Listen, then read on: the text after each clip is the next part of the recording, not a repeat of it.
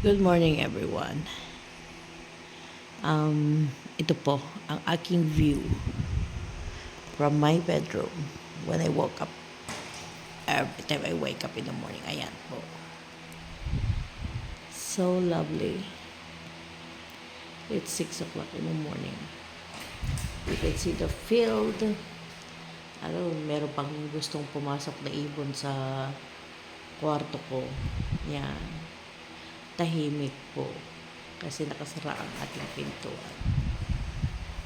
Ang ating sliding door. Now, let's try to open. Hindi pa tapos ang aking porch dito sa likod ng kwarto ko.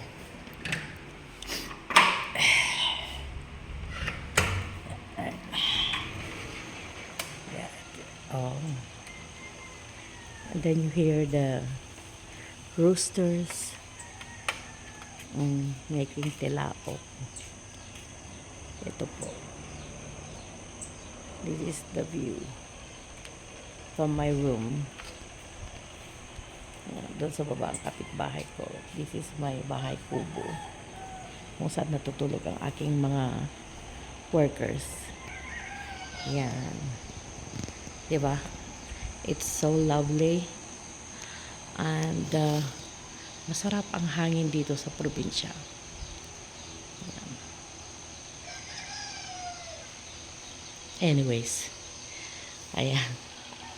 Ang gulo pa ng aking kwarto kasi ayan binibinturahan dito sa loob. Yes. I love it when I wake up in the morning and this is what I see. It's so freshly breathtaking. Lalo na pag may mga palay-palay yan pero hindi sila nagtanim ng second crop. Magandang umaga, Philippines. Sa ibang panig ng mundo. Alas 7 po ng umaga, Sunday. Bisitahin po natin yung ating itinanim na kamatis at saka sili. Siguro like 1 month na po ang nakakaraan. Trinay ko lang siya na magtanim para kasi gusto kong makita how it is. The last time na nag-garden ako dito sa Pilipinas was in the early 90s. Bago ako nag-abroad papuntang Israel. So ngayon, tignan natin yung trinay ko na tinanim. At advisable pag dito sa Pilipinas, sa mahal po ng kamatis dahil yung mga nakaraang bagyo na affected ang mga kamatis until now, it's still super mahal. Mahigit 100 pa rin po ang isang kilo. Imagine yon kapag regular ang worker, yung bibili ka ng isang kilong kamatis na more than 100 na bawang, sibuyas, napakalaki po, no? Yung magiging expenses mo. Pero kung magtatanim ka ng at least kamatis at sili, pati sili, like I said from my last vlog, na 400 pesos ang mga siling labuyong, 1 kilo, the last time na nagpunta ako sa palengke. Kaya advisable na magtanim. Pati rin yung mga green sili na pansigang, mga ganon. Advisable kung meron lang naman kayong paso sa bahay nyo, kung wala kayong paggagardenan, kahit paso lang, ipaso nyo, o yung mga sako, yun ang nakikita kong ginagawa nila dito. Yung mga sinasako nila yung lupa, and then dun sila nagtatanim. So, kahit yung mga nasa mga crowded na mga bahay, yun ang magandang gawin. So, kahit marami kang pera, pero yung mga little things na ganito na pwede mo namang itanim mo na lang. So, ipapakita ko sa inyo like after a month ng pagtanim ko. Like I said, I only tried. So, the next time na magawa itong yard ko, gagawa ako ng malaking space na pagtataniman ko. Kaya may mga ginagawa na ako at para makapagtanim ng mga gulay-gulay. Ito, gumawa na ako ng, ayan o, tinaas ko yung nag, ayan o, nag stone wall ako ng, siguro like, this is like 20 inches, 24 inches from the lupa, and then, ayan, lalagyan po natin yan ng lupa later on, at dyan pwede tayong magtanim. Okay. And then, dito sa Pilipinas, lalo na dito sa probinsya, maraming mga manok ang kapitbahay. At dahil ang aking house ay hindi pa po na wall fence, nakakapasok pa ang mga manok ng mga kapitbahay. Kaya, pag magtanim, kinakailangan lagyan ng ganito. Yan, i-brace. O yan. Ito po yung mga tinanim kong kamatis. Sili. Ayan o, kahit sa gitna, merong nagpupunta ng manok, kahit meron na po yan. At kinakalkal yung lupa. Pero ito, ang sili, so far it looks good. Yan, nag-umpisa ng mamulaklak. Yan. Again, like I said, nag-trial lang ako magtanim for now, but so far okay naman pala. Basta maganda yung lupa. Ayan yung lupang ginamit ko. And then, ito ng ating kamatis. Ayan, nagbubunga na. See? Oh, marami siyang bunga. Yan. Yan. Again, nilagyan ko ng mga maraming kawayan para hindi maano ng manok. Ay, dito. Dito rin. So, ayan, maganda ang itsura ng ating kamatis. So, ayan, patangkad. Kaya habang tumatangkad ito, dadagdagan natin ng brace para may pag-aakyatan yung kamatis. Ayan po. Yan. Kaya it is advisable na magtanim-tanim. Yan. Pag yung mga gustong umuwi ng Pilipinas na mag for good, yan, pwede pong gumawa na, ayan po, inakyat ko siya kasi gusto ko ng malinis. Kaya naka-elevate po yung ating garden. Tsaka mas maganda yung drainage ng lupa pag ganyan po na naka-elevate. Kaya yan po ang ating maliit na space na tinanim for now. At hopefully, pag naayos ng ating yard, is makakapagtanim po tayo ng mas marami-rami. At kaya hindi ko pa pala itinuloy ang dahil nga magfe-fence pa po tayo. So right now, ginamitan ko muna siya ng ganyan. Nagpakuha ko sa bundok sa tsuhin ko. Hindi ko alam po kung anong tawag niya dito. But ginawa ko siyang privacy fence para yung sa kapitbahay, you know. At ang kagandahan nito kasi kung pwede lang sana, ayaw ko ng hollow blocks ng mga fence because yung hangin. Kaya pero yung asawa ko gusto niya talaga ng wall fence. Pero in the meantime, pwede pa to. Ayan, hindi naman yan basta-basta maaakyat. Mataas po yung mga yan, oh. Like hanggang 8 feet po yan, oh. Yan po ang aking ginamit for now dito sa part ng side ng kapitbahay, just for privacy sake. At ayun po, gumagamit po ako ng kahoy. Hindi po lahat gas ang ginagamit kong pagluto. Most of the time is ito po. At yes po, kahit meron akong kasama dito sa bahay, naghuhugas din po ako ng mga naulingan ng mga kahoy. Yan.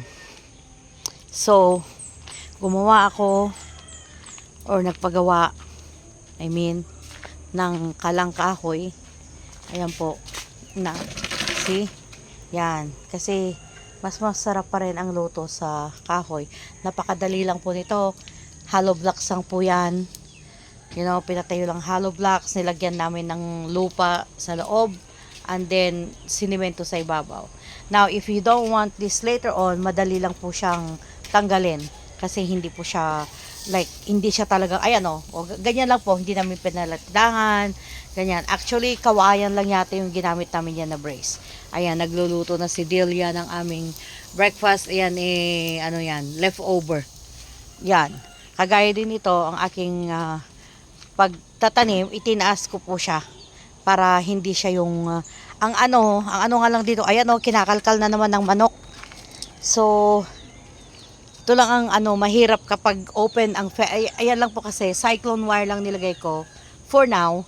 Kaya maraming mga nakakapasok na manok at sinisira ang ating pinagtatamnan. Pero ayan din po ang ating orchids. Update tayo sa ating orchids. Okay. Ito yan.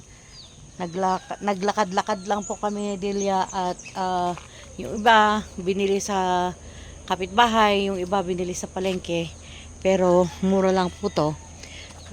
Yung iba binayaran ko to ng 500 pesos, yung iba like 250. Ayan, pero yung mga nakakatuwang tignan.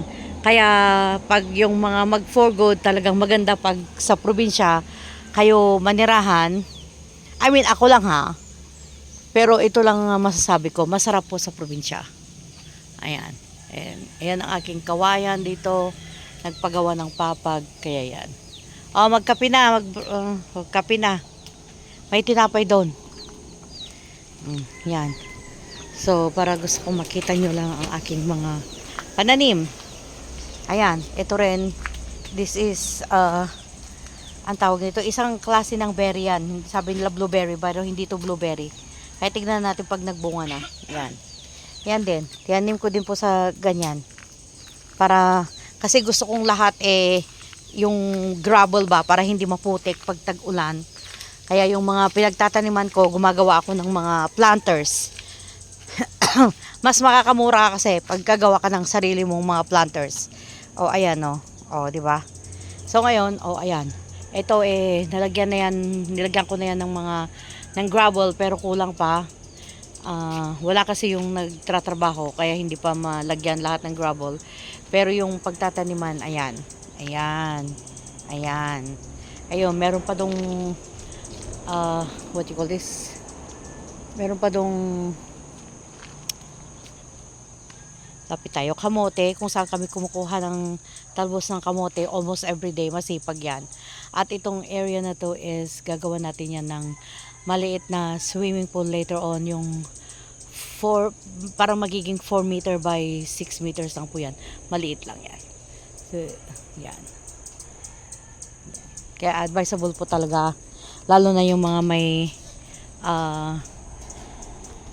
sakit-sakit na kagaya ko, maganda dito sa probinsya. At pwede kang magtanim-tanim, nakakatuwa. Yun nga lang, like I said, hindi pa ako talaga makapagtanim. Ano to? What happened here? Ayan ang aking mga anthuriums. Yan. Marami pa tayong mga dapat itanim na hindi pa niya itatanim. Yan yung grapes. Tatanim po natin dyan.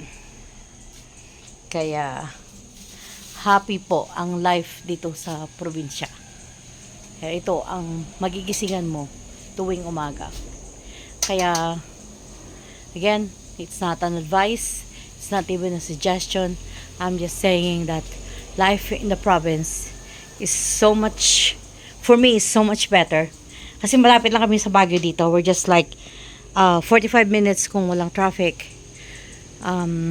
And I don't like Baguio City anymore kasi kahit na lumaki ako doon, hindi na ako makahinga, like overly crowded, maraming mga sasakyan. Samantalang dito pag sa probinsya ka pa maninirahan, look how nice is that. It's still very green. Yan. Kaya yung mga gustong mag for good, yan, maganda yung tingin-tingin kayo sa probinsya na accessible naman, madaling accessible naman sa mga healthcare facilities. Like dito, malapit kami sa San Fernando. It's like 45 minutes kung walang traffic. Pag ma-traffic, 1 hour and a half. Pero may mapupuntahan ka pa rin. Yung, alam mo yon, yung malapit pa rin. Malapit din dito ang Pangasinan. So, depende sa location mo talaga. Kung healthcare ang iniisip mo is okay lang. You know, basta may makita ka lang na magandang hospital, magaling na doktor.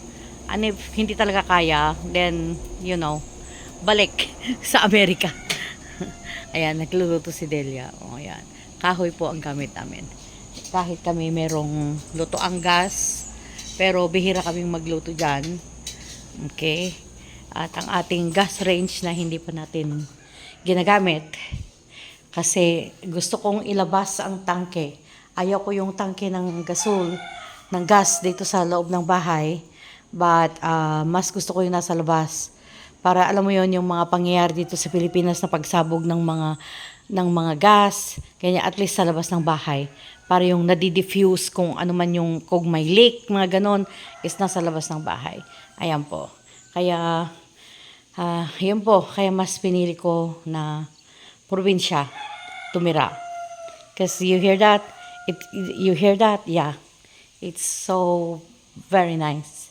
It's, yan. Paglabas ng bahay, ito makikita mo, pinapalinis ko po to. Pag-aari po yan ng pinsan ko na nasa Amerika din. Yung mga kahoy pa na pwede namin gamitin. 'Di ba? Oh, bukod sa masarap na magagamit mo pa yung mga kahoy na yan. 'Di ba? Oh, 'di ba? Yan ang pwede mong gawin dito sa probinsya. Hindi ka, I think pag nasa siyudad ka, hindi ka pwedeng magsiga ng kahoy or kalang kahoy. Yun. Kaya, I would really prefer to live in the province. Yan. I wish I have money to buy a farm para pwedeng mag-farm ng mga konting hayupan, vegetable gardens, ganun. Pero we'll see how it's gonna be. But for now, I am happy where I'm at. Yan. Say hello sa ating rooster ng kapitbahay. Yan, kumakain din yan sa akin dito sa bahay ko. Yan, yung mga manok ng mga kapitbahay.